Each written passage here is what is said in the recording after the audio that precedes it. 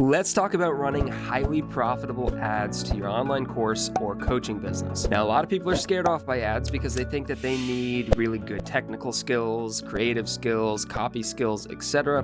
But I'm going to show you the stupid, simple 3-step formula that I use for all of our ad campaigns for our courses, client courses, and time after time, it gets us huge returns even if we're not spending a whole lot.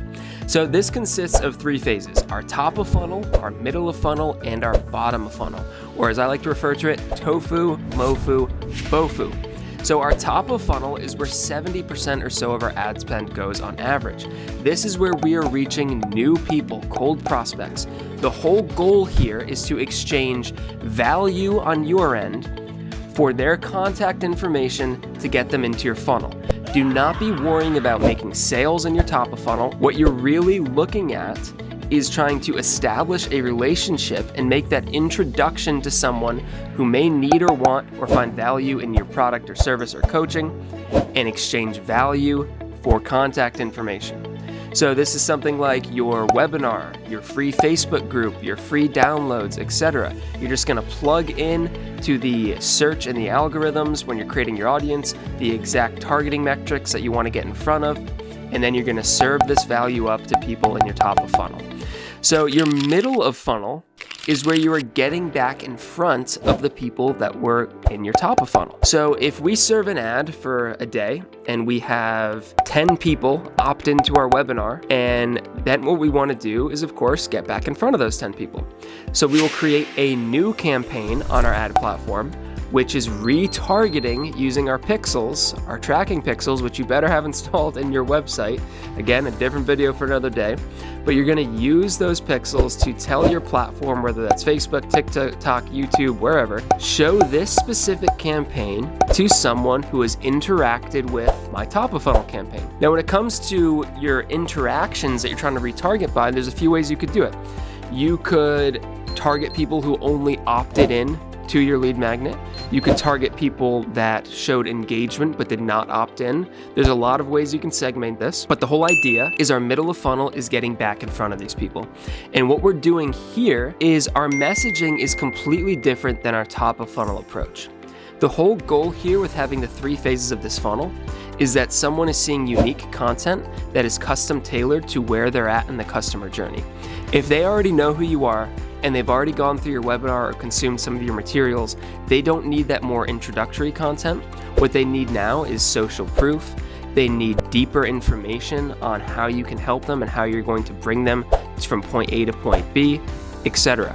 So for our middle of funnel, what we find to be super successful are customer testimonials, social proof of different kinds, customer interviews that we've done showing how they've achieved the desired result that the prospect wants, deeper information about the product, so going more in depth on what they're going to learn and how they're going to learn, etc. This is really where you have the opportunity to overcome any common objections as well.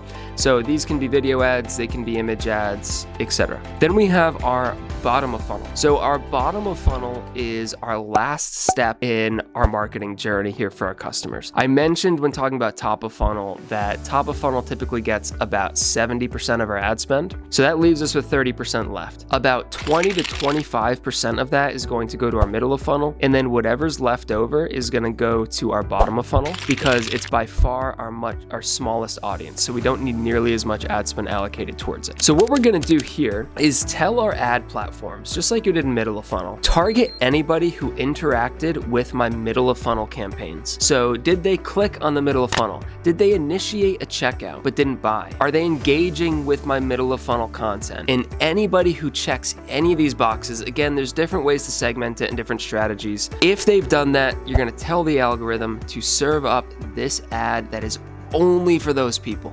So again, it's like a funnel. You start off really broad at the top with your cold traffic. You refine things a little bit more in your middle of funnel, and then you really have your most interested prospects at the bottom of your funnel. Typically what we do for our bottom of funnel is just one image ad that's basically just saying something like, hey, did you forget to finish your checkout? That's how you're doing your retargeting. Or, hey, do you have any questions? If you're still on the fence, book a call. There's a variety of ways that you can do this. But the whole goal of this process, and the reason why it's so effective, is because you're splitting up your ad spend in a way that is consistently bringing in new prospects, giving those prospects the information that they need, and then really custom tailoring the message to people at where they're at in the customer journey. A mistake a lot of people make is they just show the same broad ads to everybody regardless of where they're at. That's not going to be effective. You need to speak to people as to where they're at in the journey and think about the objections they may have at that phase. Try to help them overcome those objections. I promise you, you will see way more conversions, way more sales for way higher profitability.